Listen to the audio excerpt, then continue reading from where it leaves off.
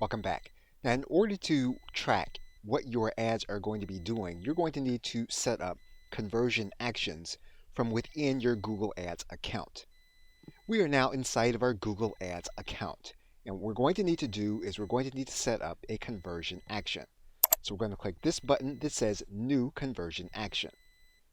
You're then going to track the area where you're going to be directing people to. In most cases, you will be working with a specific website. And a website tracks website conversions, link clicks, page views, and signups. This is how you're going to measure the effectiveness of your YouTube ad. We're going to click Website. We're now going to write in website domain. Once you write in the website domain, you're then going to click Scan.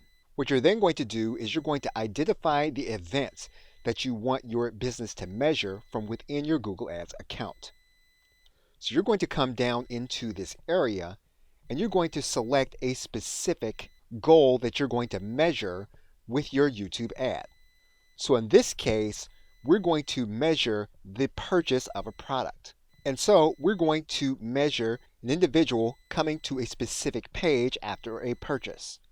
So we're going to state that we want to measure the purchase, and the URL is going to be a specific URL. So we're going to get the URL for a specific thank you page that an individual is going to land on when they make a purchase of our product. And we're going to place that URL here in this area.